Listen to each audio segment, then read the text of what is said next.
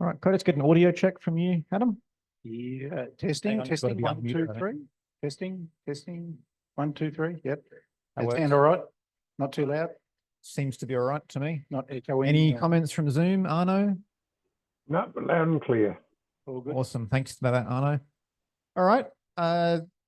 Thanks for coming, everyone. And big thanks to Adam for voluntold. Not sure. One of them. I think I volunteered myself. Volunteered yourself. Yes. Thank you very much. Talking on portable satellite operations. There was going to be a talk on GreenCube, but I'm sure Adam will share the information on that one. Over to you, Adam. Thanks. Okay. Well, like was already said, it was going to be on GreenCube, but I have got a little bit of info at the back end of the presentation to do with GreenCube. So just some general stuff. We'd already spoken at another previous presentation to do with VK5 FIL there with it all. So I won't go into any more to do with that. So I sort of went towards the portable satellite stuff more to give everybody the next step from the last presentation I did probably, I think it was a couple of years ago now.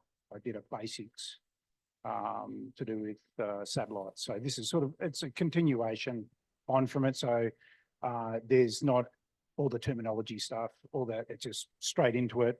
I'm not holding back with any of that sort of stuff. So as I got there, call sign VK5GA and VK2YK, still holding both calls there at the moment. So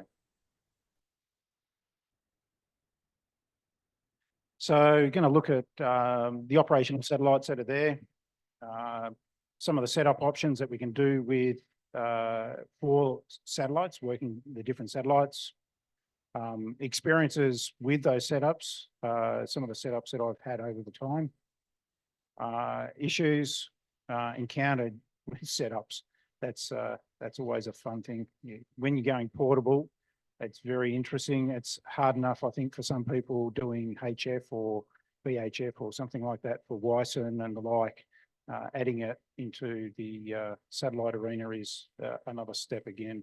So GreenCube experiences and some of my references there at the end with it. So I can supply this as a PDF if anybody wishes to have it sent to them. I could always email it to them.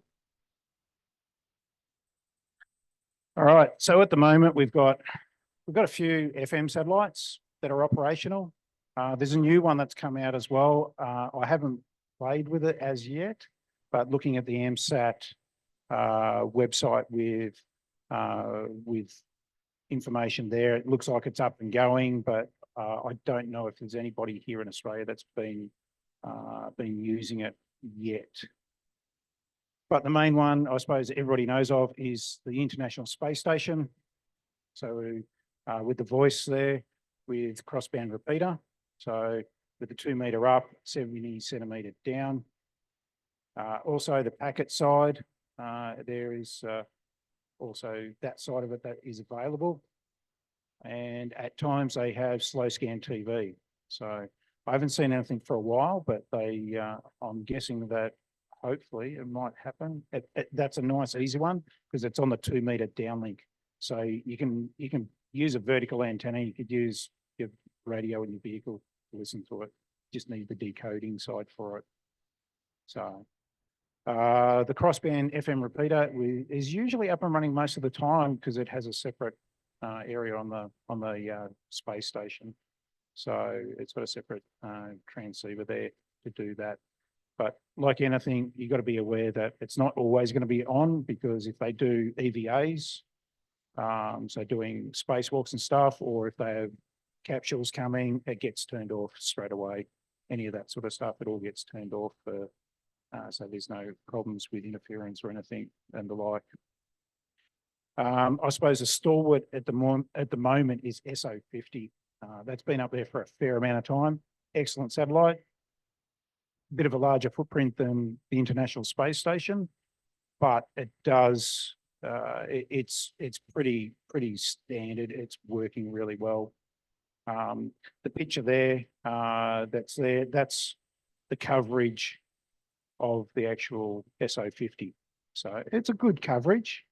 So as you can see there, you can get up into Indonesia and the like. I've worked into Indonesia there on a regular basis on SO50 on the right passes there when they're around.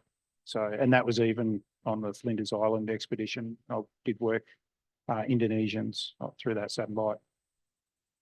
AO91 has sort of come back up. It was sort of off and then back on again. So it can be used at the moment, but there's only a few people at the moment that I have heard using it here in Australia.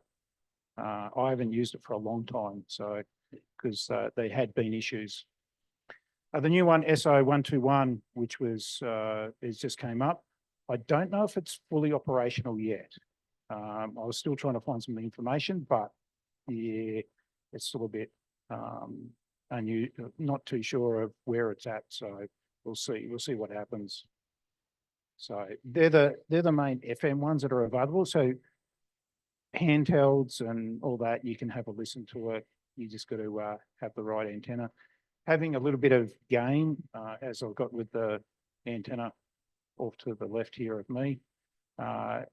You don't need to have a full arrow antenna. You could just have a 70 centimeter antenna, like 3 or 4 elements, and just sit there and listen to it. You'd be able to hear it, no issue at all. So.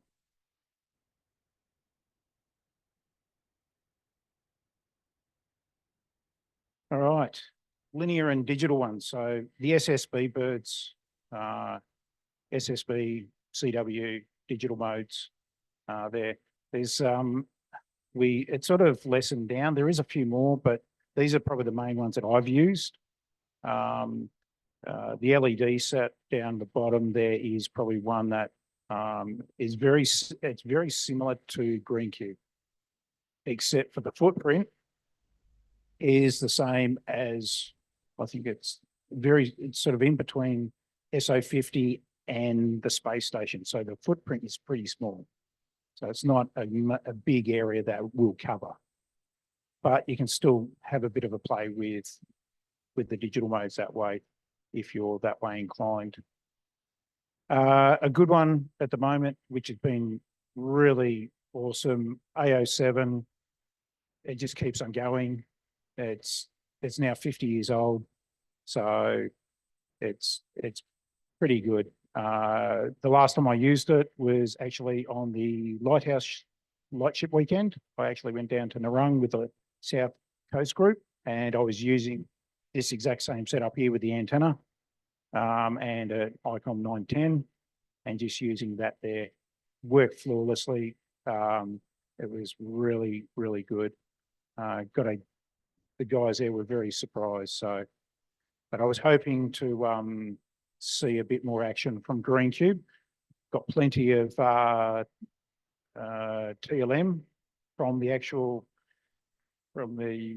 satellite, but nothing was going on for transmission wise.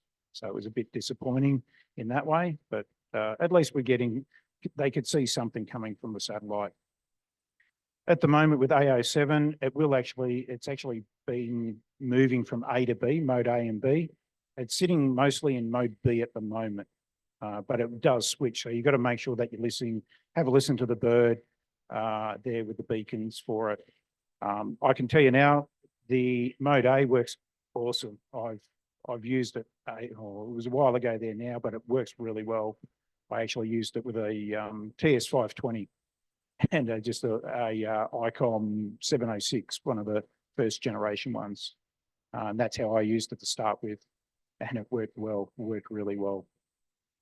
RS44 is a really good one there as well. So it's only a fairly new one, or newish one, compared to others that are out there that have sort of come and gone, but it's working really well.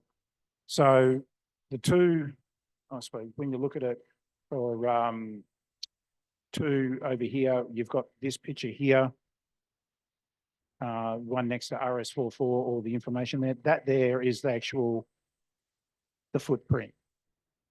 So it's pretty well centered right over there, and it covers New Zealand, up into Indonesia. So if you start moving that there on the edges, you can work up into the Philippines and things like that.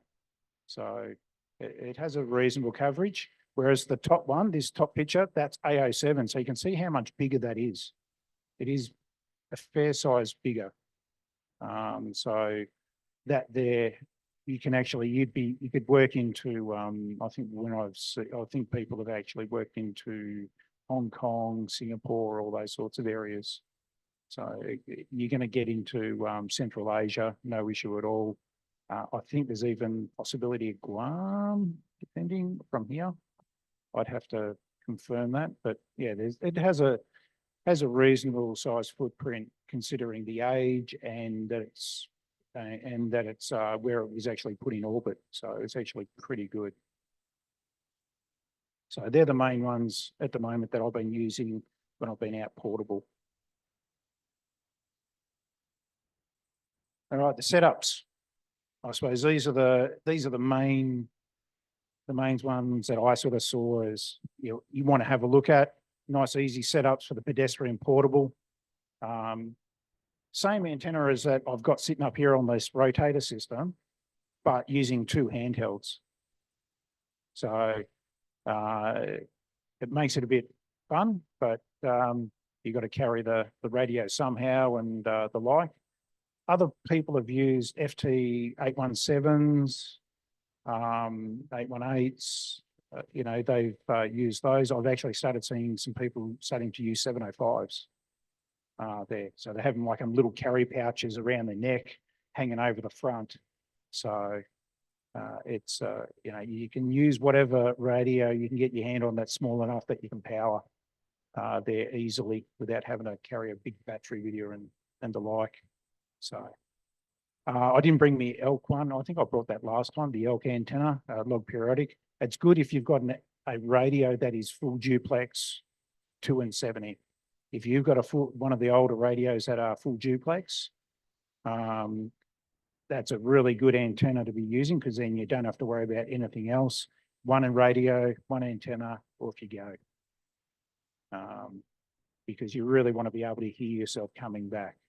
So with, I suppose, static portable, I see the basic system is more of your base station radios. There, 910, ICOM 910s, 970, 9700, TS2000. I suppose even your 817, 818, you can still use that as well. But if you can get two of those, it'd be even better. You can do like a half duplex type stuff with some of the setups. Some of the computer programs allow you to set it up so it will actually, it'll update once you release on the button there.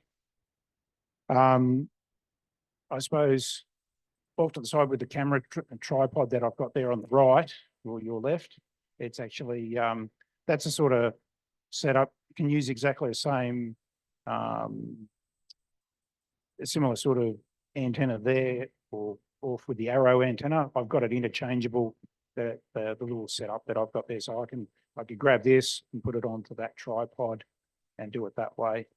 The setup over there is what I've used at home in the backyard for actually green cube when I was playing around with green cube at home and not using the tracking side of it. I was doing tracking by hand because you don't need to get out and move it too much because it's fairly slow moving there. So the camera tripod was really good in that way. Other people have used like surveyor tripods, all sorts of stuff. You only got to think of something that you can actually have stabilized there to actually put an antenna onto. So as it's got there, the picture that's off to the right there of the writing, that's on a beach in Hawaii. One of the Hawaii guys there using set up a green cube. That was his setup there. Another good one I think that I have seen is the bicycle tripod things that you could get from Audi. I've seen that used as well for antennas. it's perfect because it's got a nice little clamp on it. You can just whack your antenna into it and off you go. It's all ready to go. So it's, if they come up again, they usually come up fairly cheap at Aldi. Grab one, they're worth it.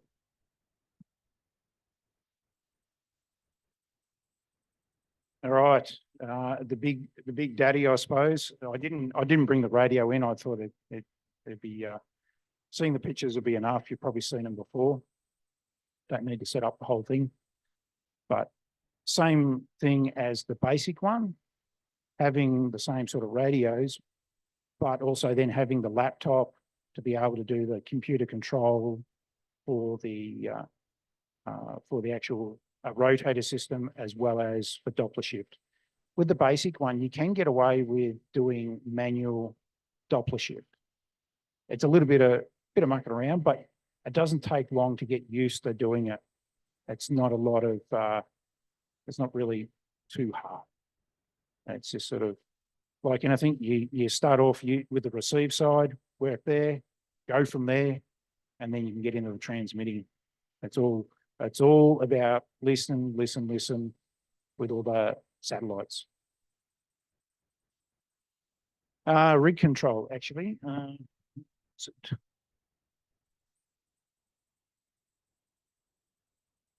There's my rig control for my radio. Little digi rig. It does both the cat and also the audio. So for GreenCube, that's all I used. That was what I actually had set up for my in there. You can actually, if I bring the pointer, right there in the middle there, just above where I've got the red pointer, there's a little black box there. That little black box is this. So that did all the rig control, did all the audio side for all the packet, all the digital side. So it did all the interface between the ICOM 910 and the computer. So it's pretty good. It's just the isolation side and the cat as well. So you could have, for the audio, you could have it going into the side of your audio here, but you're going to have other audio that could go through there, whereas that's a standalone audio. So it's not going to get any of your little Windows noises going through the audio in that, because it's isolated from everything else in the computer. So it makes it a little bit easier in that way. Yeah.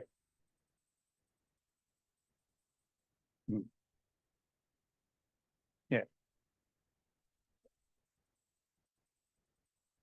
Yeah. So they're not really that expensive to get them. Yeah. So they're not too bad. But you can make things yourself with it out of USB audio dongles. You can do it that way. There's no reason why you can't do it that way. I've done it before, but I just saw this as all in one box. I don't have to have a separate cat one. Don't have to have a separate audio one, because I did have a separate cat box there that was actually looking after there, and I was having issues with it, with the COM ports and things like that as well. So there's been a few little I suppose teething issues that I had, not only with the interface, but also with this nice little beast here. So, yeah.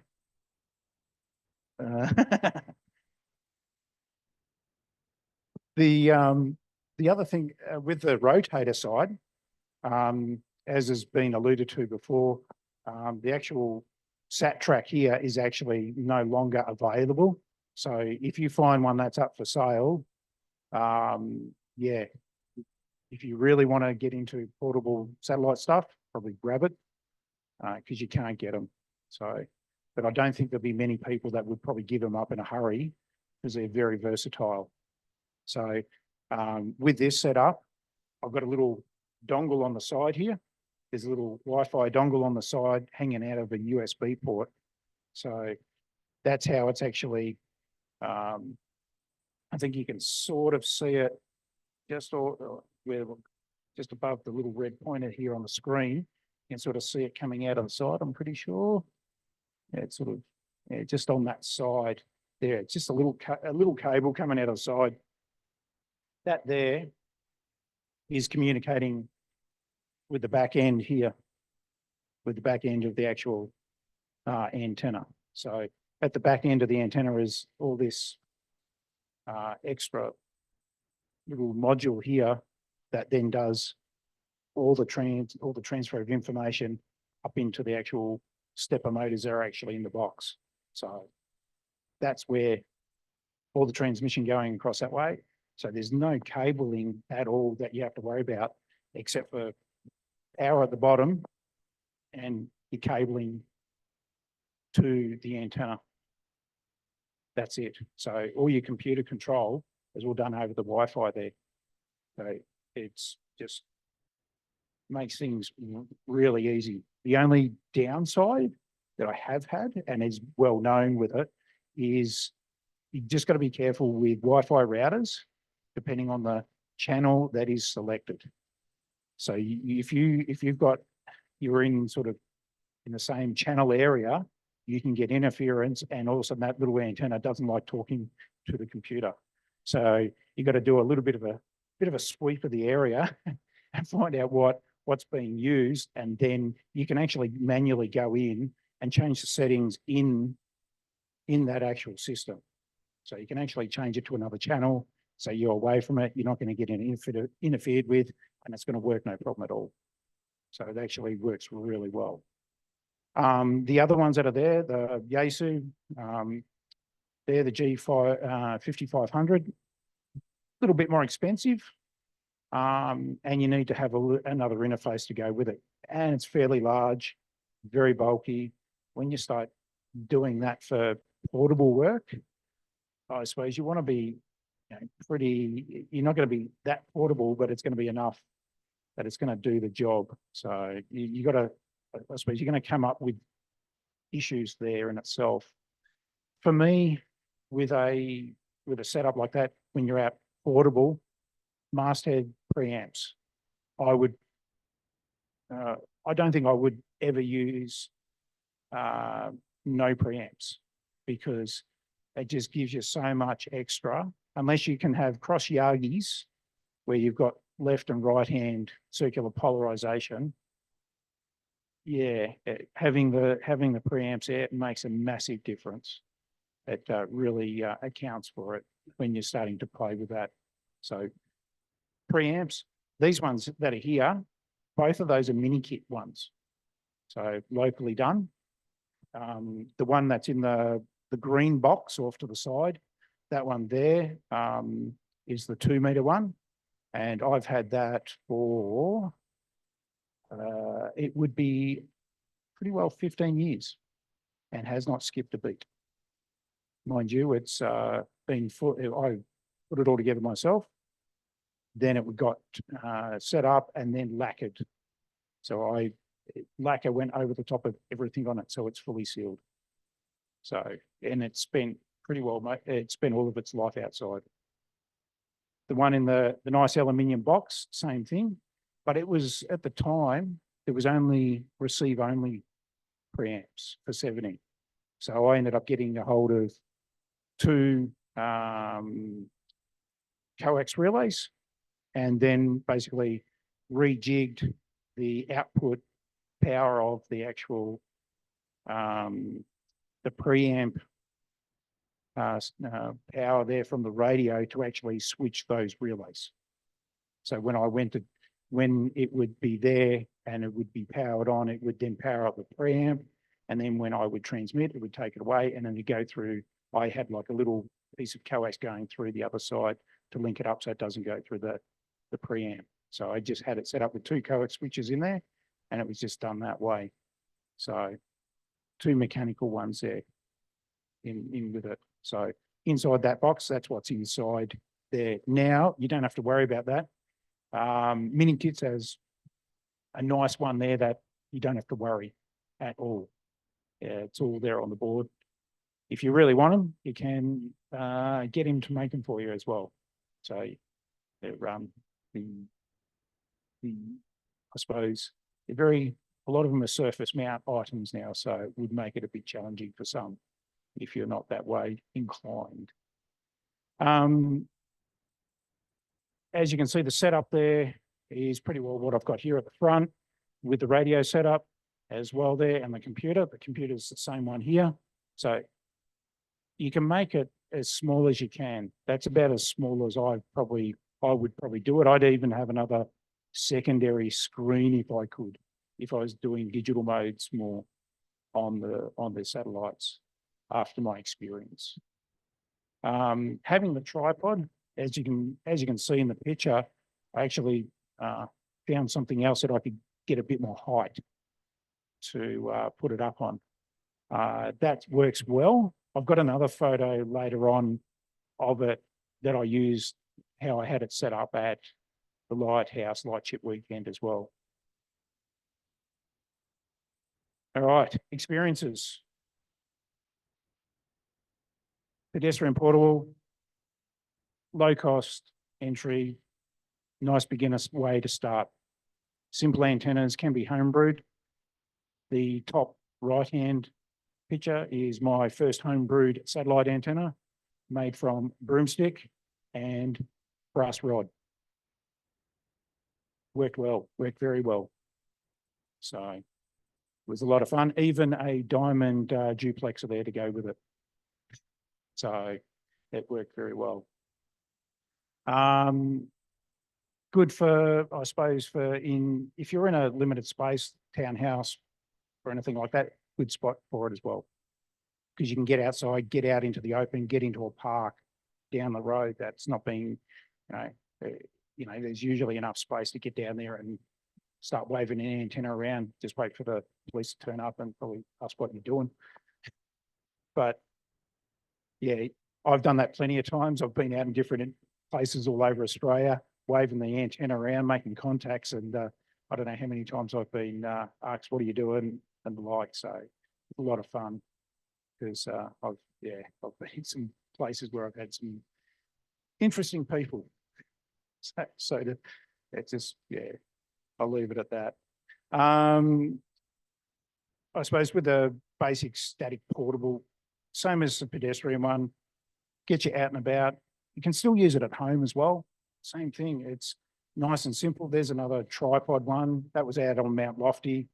I was up there playing around. Not probably a good place to be playing up there with 270. That's not really friendly. You're really got to have a good radio or a nice big inline filter. But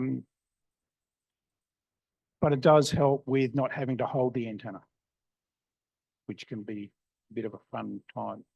And also, you could also go to the linear birds with it because you can still play with the actual radio to be able to play with the Doppler shift.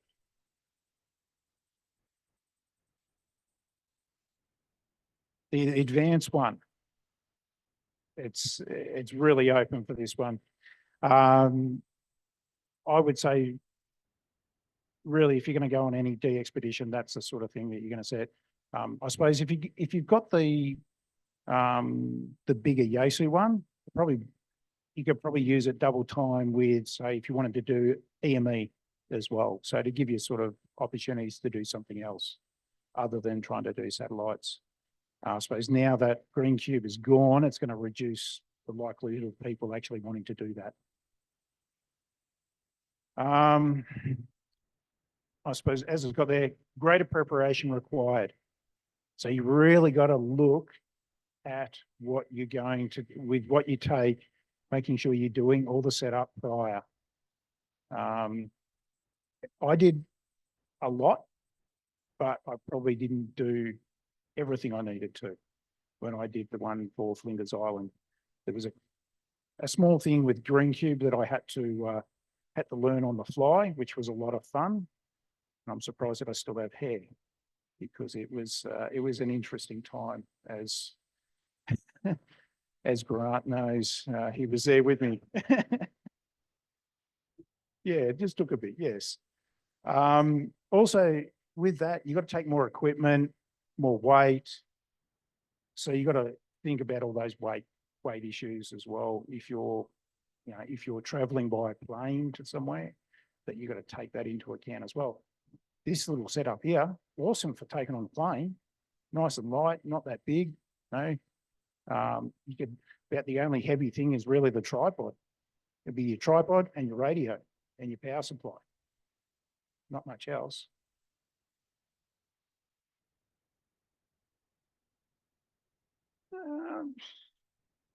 I think most of it would be in the tripod and the counterweight. So it'd be close. I don't think it'd be close to the 10 kilo mark, I reckon. I haven't weighed it. I probably should for myself.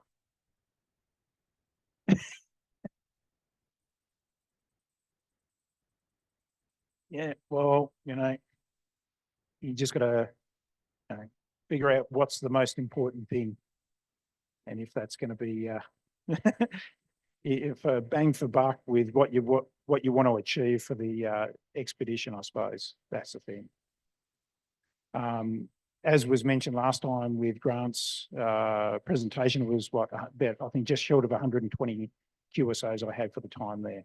So it wasn't a lot, but there was quite a few countries in there, so it did cover a fair amount. So like also with all the advanced stuff, there's heaps of stuff there to take into account.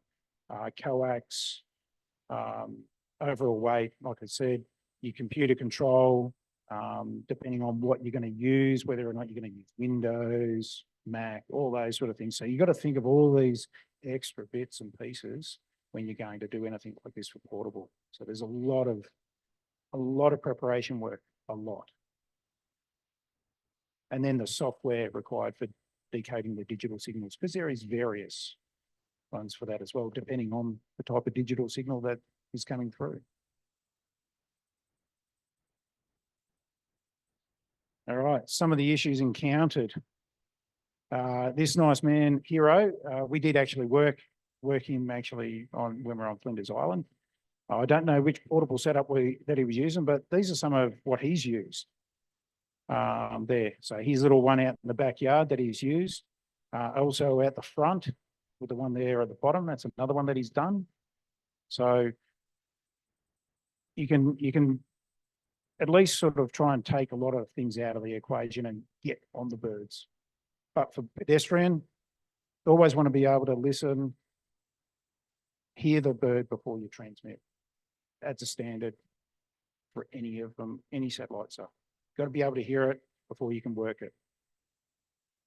So some of it, like I said before, with the holding of two radios can be a problem. Understanding the satellite path direction as well. That's another fun bit. So you really got to understand where if you're going to be trying to hold radios and a phone with path predictions and holding an antenna, and you need more hands. It's just not going to happen. Not going to happen otherwise. So you need to sort of set yourself up to be able to do different things. So that's why I suppose doing the camera tripod is a good one for it. At least then you've already sort of taken that out of the equation a bit with it. So it makes things a lot easier. But like with anything, you add more, there's more for having to carry or take to where you need. I suppose with the static portable, this was a setup that I had during the Lighthouse Lightship weekend.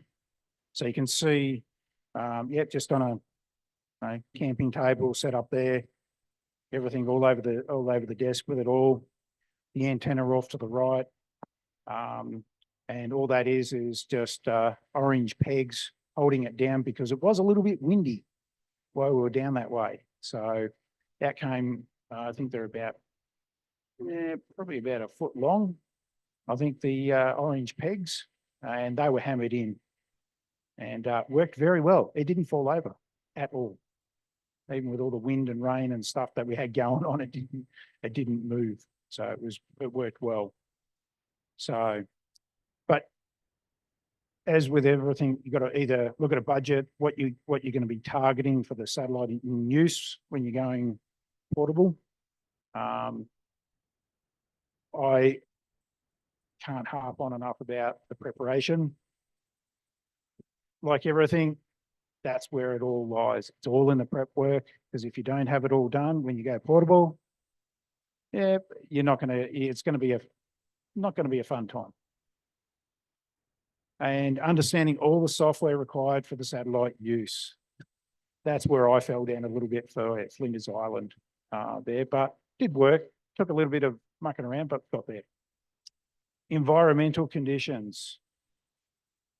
Be aware, I suppose that was one thing that was mentioned for the Flinders Island expedition, the salt getting onto the antennas. I did get it on the satellite antennas and did go out and clean my connectors on the outside just to be sure, give it a bit of a clean through, because I did take some isopropyl alcohol to give it a bit of a clean over with there at a couple of times, because I wasn't too sure, because it was right out in the open and was getting nice salt spray onto it. So yes. All right, the green cube bit. I run over, as it's got, it hasn't been, it's been 2 years pretty well. So it's not too bad, considering that it's a medium Earth orbit.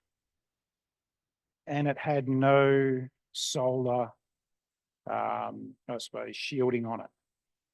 That's the reason why it's failed now. Because it's been basically bombarded with all these solar storms that have occurred, and it just killed it. It can't, it's caused a lot of issues inside it. But while it was working, it was really good. The digipeater function worked really well when it was provided to the amateur radio community after the actual satellite had been used for its main mission. The uplink and downlink was on 70 centimeters on the upper sideband side, using 300 and 1200 baud. That was selectable by the ground station. So the ground station that was actually in Italy could actually change it over. So, but for the most part, they used the 1200 baud. So it was just easier for throughput with it. But recently, when it actually came back up, I think a couple of weeks ago, it came back up online and it was stuck in 300 baud. So it actually came back up and people were making contacts through at 300 baud. So yeah, it was interesting. Off to the side there, the top picture is one of my nemesises, was the trying to get doing the virtual serial ports on the actual computer, working properly with the programs for GreenCube, and also sharing with the SAT PC32. So that was the fun bit. We had, between Grant and I, it was nutted out. We got it working, and that was the main issue, because we couldn't get it to, it wasn't keying the radio. That was the main problem that we had. Below it there is actually the audio, the actual sound modem. It can be used for a few different purposes. It's actually a general purpose sound modem that can be used. And so that was what was used as the interface between that and the GreenCube terminal, which is this one. So this is the GreenCube terminal. So all the information that come through that modem would was pushed onto the GreenCube terminal, and this is what you would get. So you had this nice little display there with all the information about what was going on. So very much like, I suppose, like your FT8 is probably the best way to put it. So all you had was up in the top, you've got like little macros across the top here for different things that you could set yourself.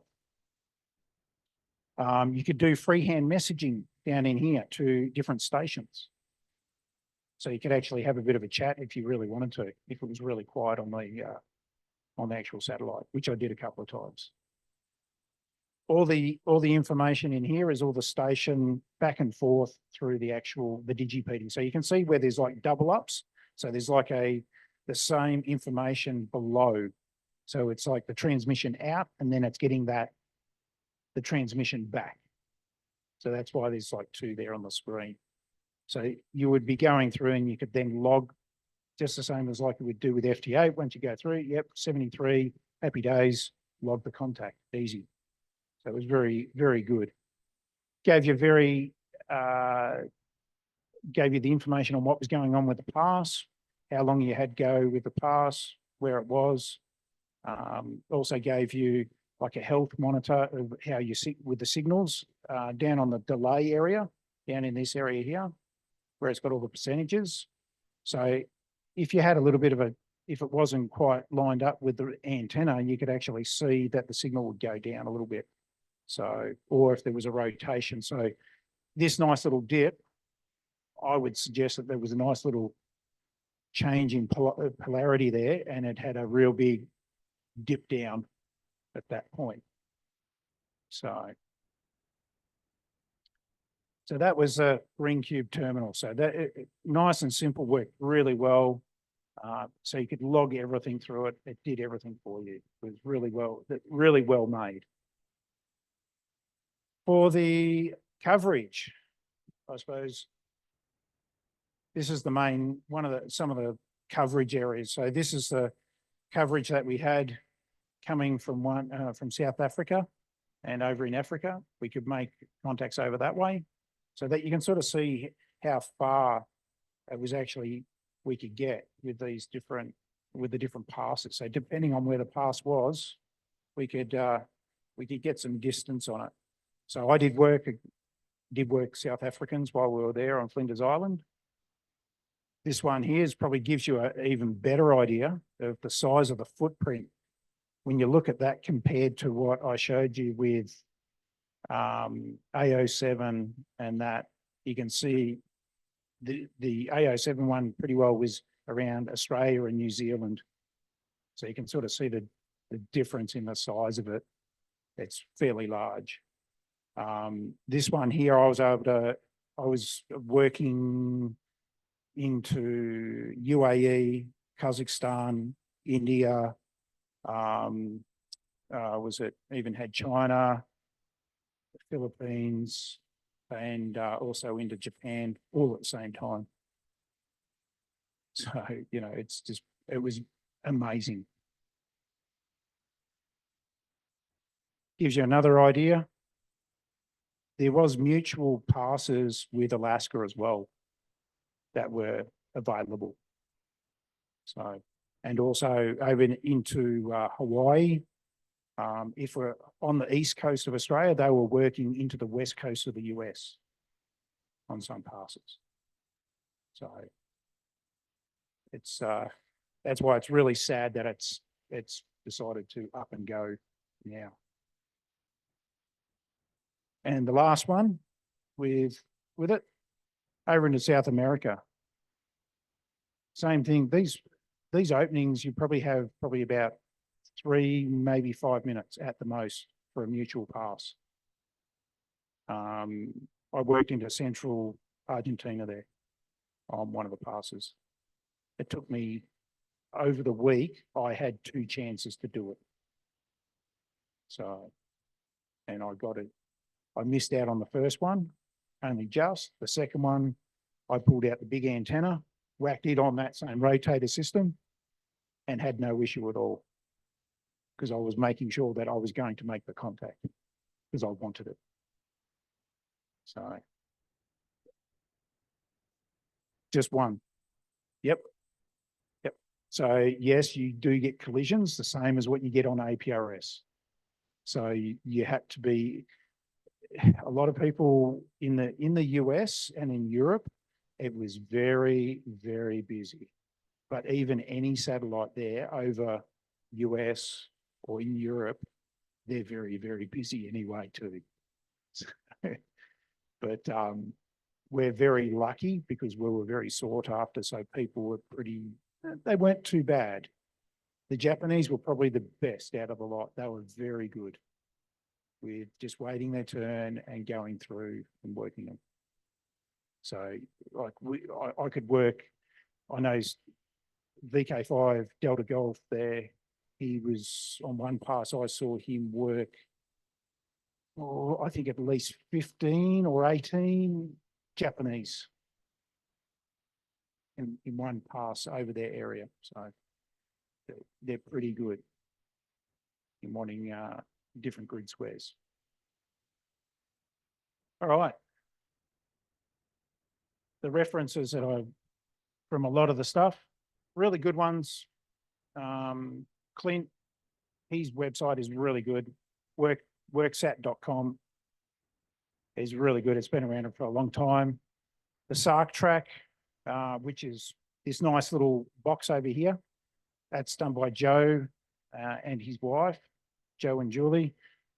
Joe's VK3YSP. SatPC 32. I love using that program. And I did try to use Scott's website, KA7 FVV, but I'm not too sure if it's back up and running because it looked like it went down. The Green Cube Terminal by Karsten, sound modem done by Andre, and the virtual serial port emulator, that one there. It's nice and simple and easy to use. I think there's a one com to com, which seemed a little bit, for me, I'm not a computer person by any means. It was very hard to understand. So using that one, it was very good. That nice picture that was there, that's the most technical part of it. So it's actually fairly good. So I probably went a little bit longer than I wanted, but is there any questions? Any questions from the hall? No.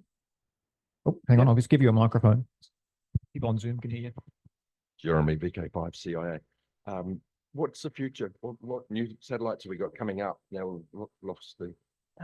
There isn't anything on the cards that is coming up shortly. I think they're wanting to get another one up into the medium Earth orbit, but it's going to be trying to get it onto a rocket to go up there.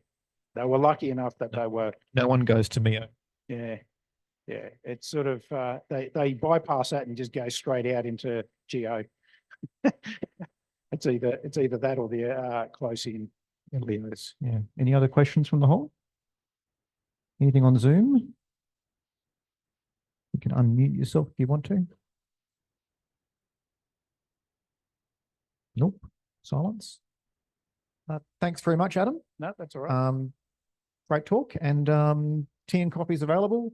We'll have a general business meeting, a short one, hopefully in about 10 minutes. Let's keep the break to 15. Cheers. Sorry. Thank you.